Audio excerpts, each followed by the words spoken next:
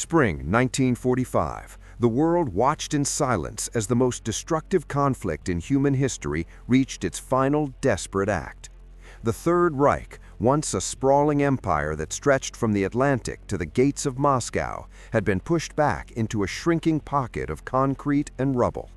The heart of the regime, Berlin, was no longer a city of grand avenues, but a massive fortress waiting for an inevitable storm.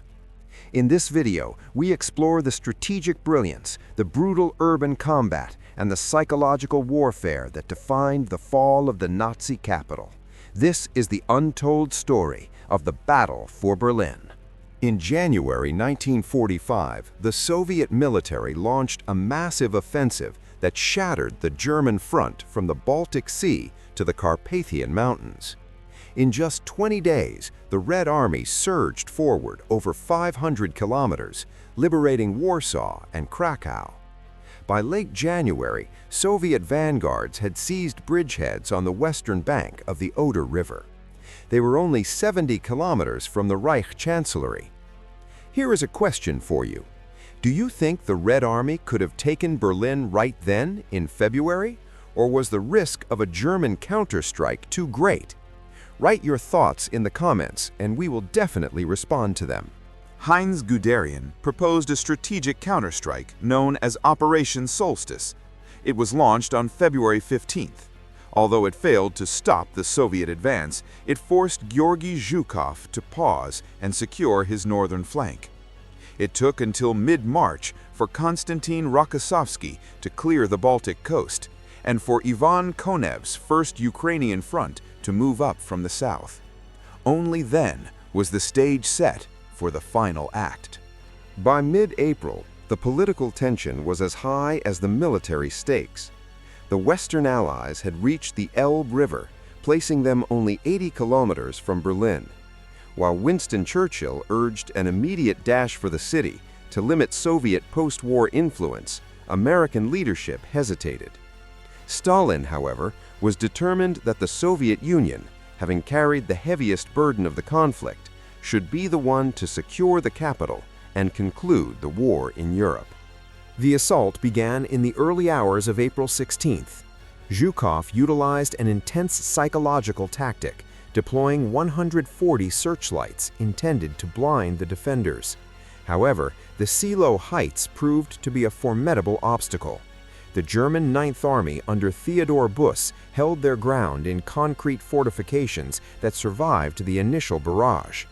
To overcome the stalling offensive, Zhukov committed his tank armies earlier than originally planned, creating a massive concentration of armor. It took 3 days of intense struggle to break the defensive line. By April 21st, Soviet heavy artillery opened fire on the city center. Inside the bunker, a stunned Hitler demanded that General Kohler of the Luftwaffe neutralize the Russian guns, but the German Air Force was paralyzed by a total lack of reconnaissance and internal chaos. While his staff reported phantom successes, Hitler issued a final desperate order. Any officer retreating was to be held accountable with the utmost severity. He pinned his last hopes on a counterstrike by Felix Steiner, but the attack never materialized. The Red Army was simply too strong. By April 23rd, the encirclement was tightening. The German Ninth Army was trapped in the forests of Halba, unable to reinforce the capital. Inside the bunker, Hitler finally admitted the situation was lost, stating his intention to remain in Berlin until the very end. He then ordered a ceasefire on the Western Front, hoping the Americans would reach Berlin first and spark a conflict between the Allies. It was a delusional plan that never stood a chance. Let's stop here for a moment. If you were in the place of the German generals, would you have followed the no-retreat order or tried to save your men by surrendering to the West? Tell us in the comments, and let's start a discussion. On April 25th, the general assault began, with 1,300 aircraft providing massive aerial support.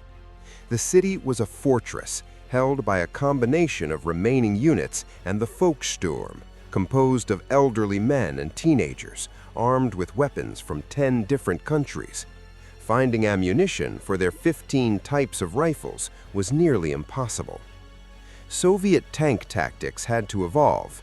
Large tank units were ineffective in narrow streets, so they formed specialized assault groups consisting of infantry, sappers, and individual tanks. The crews of the 88th Heavy Tank Regiment utilized a staggered formation. 2 IS-2 heavy tanks would move down a street, one covering the right side and the other the left. Infantry rode on the armor, dismounting to secure lower levels where defenders waited with Panzerfausts. To protect the vehicles, crews welded improvised mesh screens to the sides. A unique psychological tactic emerged. Soviet commanders would call random apartments. If a voice answered in Russian, they knew the block was secured. By April 28th, the 3rd Shock Army under Vasily Kuznetsov reached the Moabit district. The focus was now the Reichstag. Contrary to popular belief, the leadership was in the bunker beneath the Chancellery, but the Reichstag remained the ultimate symbol of the opposing forces. The building was defended by the SS Nordland and Charlemagne divisions.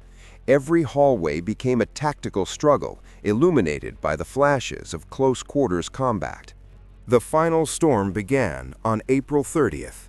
After several attempts to cross the Moltke Bridge, Soviet units fought their way into the Parliament building. As the victory banner was being prepared for the dome, the German leadership in the bunker ceased to exist.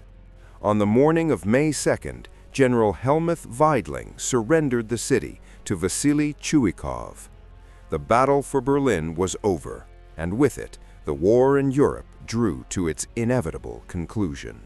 The battle for Berlin was a monumental effort that required immense sacrifice. On the night of May 9th, Zhukov accepted the unconditional surrender in Karlshorst. The conflict that had shaped the world for years was finally over, and the Soviet soldiers left their mark on history within the walls of the Reichstag. Thank you for watching this deep dive into history. We have one last question for you. What do you think was the single most decisive factor in the fall of Berlin? Was it Soviet numbers, superior urban tactics, or the total collapse of the German command? Write your answer in the comments below. We read every single one and will definitely reply to your theories. Don't forget to like this video and subscribe to help us bring more untold stories of history to life. The fall of Berlin was more than just a military victory. It was the moment the world began to reshape itself for the next 50 years. The silence that fell over the ruins of the Reichstag marked the beginning of the Cold War and a new era of global politics. As we look back at the maps, the tank maneuvers, and the desperate street fights, we see the immense scale of a struggle that defined a generation. The names carved into the stone of the Parliament building remain a testament to those who marched thousands of kilometers to end the darkness of the 1940s. Thank you for joining us on this journey through the archives. History is not just about the past. It is about understanding how we reached the present.